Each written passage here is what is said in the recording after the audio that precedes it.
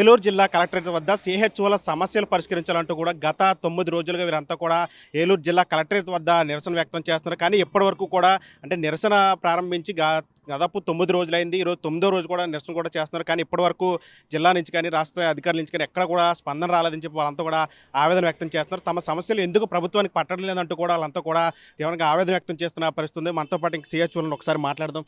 అమ్మా చెప్పండి, అంటే 9 రోజులైంది మీరు ఆ నిరసన ప్రారంభించి, ఇప్పటివరకు స్పందన రాలేదు, ఏమనిపిస్తుంది? చాలా బాధగా ఉందండి మాకైతే.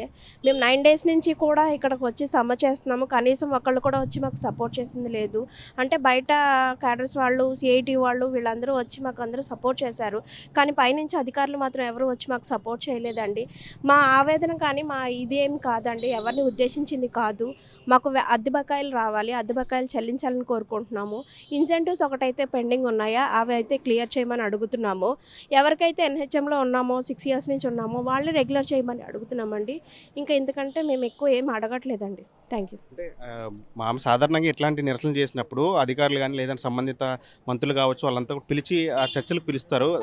అంటే విధులు ఆటంకం కలగకుండా ఎలాంటి నిర్ణయం తీసుకుంటారు. కానీ ఇప్పటి వరకు అట్లాంటి చర్యలు ఏమీ జరగలేదు. అంటే ఏమనుకుంటున్నారు, దీని కారణం ఏమై ఉండొచ్చు? ఇంకా స్లోగా జరుగుతాయేమో అనుకుంటున్నామండి. ఉమ్. వెంటనే రెస్పాండ్ అవ్వాలని అయితే కోరుకుంటున్నాము.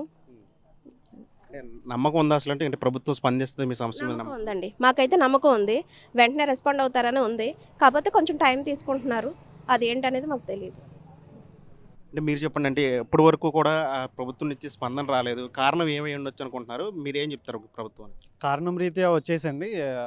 మేము అనుకోవటం అయితే నా అధికారులు మా పట్ల ఏదైతే దేశం నలువైపులా కూడా ఎక్కడ లేని విధంగా మన ఆంధ్రప్రదేశ్లో వీళ్ళకి 40,000 జీతం ఇస్తామని చెప్పడం అనేది ఎక్కడా లేదండి. మీరు ఎక్కడ చూసుకున్నట్లయితే కూడా 40,000 జీతం ఏ ఒక్క సిహెచ్ఓ కూడా ఎవరు కూడా డ్రా చేయట్లేదు. మీరు స్టేట్మెంట్స్ చూసుకున్నా సరే. సో ఇదే విధంగా గౌరవ మన హెల్త్ మినిస్టర్ గారు మాట్లాడినటువంటి విషయాలు కూడా ఏది కూడా హర్షించదగ్గ మాటలు మా పట్ల మాట్లాడలేదండి.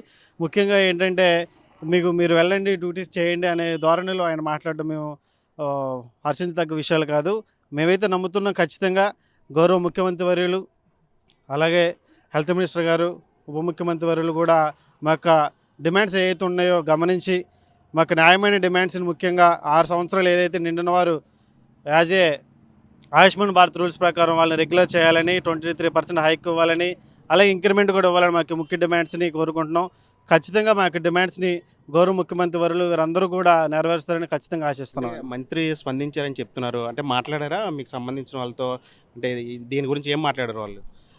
ఏదైతే ఒక ప్లాన్లో వెళ్ళారో అక్కడ ఉన్నటువంటి సిహెచ్ఓస్ రిప్రజెంటేషన్ ఇవ్వడం జరిగింది. దానికి సంబంధించిన విధంగా కొంచెం సారు ఒక నెగిటివ్ వేలో మాట్లాడడం అనేది మా పట్ల జరిగిందండి. దాన్ని కూడా సారు మా పట్ల అది సానుకూలంగా స్పందిస్తారని కోరుకుంటున్నాం. అంటే ఒకవేళ ప్రభుత్వం స్పందించకపోతే అంటే ఎలాగే నిరసనలు చేస్తారా, స్పందించే వరకు? లేదంటే ఇతర కార్యక్రమాలు ఏం చేయాలనుకున్నారు? మాకైతే నమ్మకం ఉందండి. ఖచ్చితంగా ప్రభుత్వం మాకు నమ్మకం చేకూరుస్తుందని. నమ్మకం చేకూర్చేంత వరకు కూడా ఖచ్చితంగా మేము నిర్వాధిక సమ్మె ఏ విధంగా చేస్తున్నాం ఈ రకంగానే కొనసాగుతుందండి. అంటే మీకు స్పందన వచ్చే వరకు నిరసనలు చేస్తూనే ఉంటారా, లేకపోతే ఏం చేద్దాం అనుకుంటున్నారు? ఖచ్చితంగా మాకు స్పందన వచ్చేంత వరకు కూడా మా యొక్క సమ్మె అనేది జరుగుతూనే ఉంటుందండి. ప్రభుత్వం నుంచి స్పందన రాకపోతే కనుక సిహెచ్ఓలు ఏం చేస్తారు నెక్స్ట్?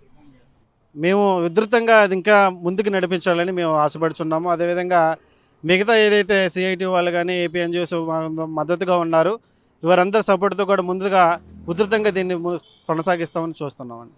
ప్రభుత్వానికి ఏం చెప్తారండి ఫైనల్గా? అంటే 9 రోజుల నుంచి మీరు నిరసనలు చేస్తున్నారు. ఒక పక్క మీకు ఉద్యోగాలకు సంబంధించి అటు కూడా అభద్రతా భావం ఏర్పడుతుంది, మరోవైపు అంటే ఉద్యోగాల మీద కూడా కొంత భవిష్యత్తు నమ్మకం కూడా కోల్పోయే పరిస్థితి ఉంటుంది. ఏం చెప్తారు ప్రభుత్వానికి? అవునండి, గవర్నమెంట్ నుంచి కూడా మాకు చాలా ఒత్తిడి ఉంది. చాలా షోకాజెస్ వచ్చినాయి. అదేవిధంగా శాలరీని కూడా హోల్డ్ చేయడం జరిగింది. దేనికి భయపడేది అయితే లేదండి. ఖచ్చితంగా ఇప్పటివరకు ఎన్నో ఇబ్బందులు ఎదుర్కొంటూ వచ్చాము. ఒక గ్రౌండ్ లెవెల్లో ఉన్నటువంటి ఒక పవర్స్ కానీ, అడ్మినిస్ట్రేటివ్ పవర్స్ కానీ 6 ఇయర్స్ అయితే 6 ఇయర్స్ అయ్యాక ఏదైతే రెగ్యులర్ చేయాలనే రూల్ ఉందో ఆ రూల్స్ను పక్కన పెట్టేసి ఒక ఎన్హెచ్ఎం బాండ్ అనే దాన్ని మాత్రమే పట్టుకుని మా పట్ల చాలా వివక్షత చూపిస్తున్నారు. ఈ విషయంలో మేము చాలా నలిగిపోయి ఉన్నామండి. ఖచ్చితంగా దీన్ని ముందుకైతే నడిపించి ఉధృతంగా చేస్తామని కోరుచున్నాం. మంత్రి స్పందించిన తర్వాత మీరు ఆయన నెగిటివ్గా మాట్లాడారని చెప్పారు. కానీ తర్వాత అంటే ఉప ముఖ్యమంత్రి పవన్ కళ్యాణ్ దగ్గర కానీ లేదా ముఖ్యమంత్రి చంద్రబాబు దగ్గర కానీ ఈ విషయాన్ని తీసుకెళ్లే ప్రయత్నం చేశారా? ప్రయత్నం అయితే జరుగుతూ ఉందండి. మా అసోసియేషన్ నాయకులందరూ కూడా వీరందరినీ కలవడానికి ప్రయత్నిస్తున్నారు. చాలామందికి రిప్రజెంటేషన్ ఇవ్వడం కూడా జరిగింది. రాష్ట్రం మొత్తంలో ఉన్నటువంటి ఎంపీలు కానీ ఎమ్మెల్యే గారు వారందరికీ కూడా రిప్రజెంటేషన్ ఇవ్వడం జరిగింది సార్. ఇది మొత్తంగా సిహెచ్ఓలు చెప్తున్నారు. అంటే గత 9 రోజుల నుంచి కూడా మేము నిరసనలు చేస్తున్నాం. సంబంధిత మంత్రి స్పందించినప్పటికీ కూడా ఆయన కాస్త నెగిటివ్ వీళ్ళు మాట్లాడారని చెప్పి వీళ్ళు కూడా ఆవేదన వ్యక్తం చేస్తున్నారు. ఖచ్చితంగా తమ సమస్యలు పరిష్కారం అయ్యే వరకు ఇదే విధంగా సమ్మె చేస్తాం, ఇంకా మరింత ఉద్ధృతం కూడా చేస్తామని చెప్పి వీళ్ళంతా కూడా హెచ్చరిస్తున్న పరిస్థితి. విజయ శంటితో మన RTV ఏలూరు నుంచి. మరిన్ని వీడియోస్ కోసం ఛానల్ ని సబ్స్క్రైబ్ చేయండి. లేటెస్ట్ అప్డేట్స్ కోసం వాట్సాప్ ఛానల్ ని ఫాలో అవ్వండి. ఆ లింక్ డిస్క్రిప్షన్ లో ఉంది.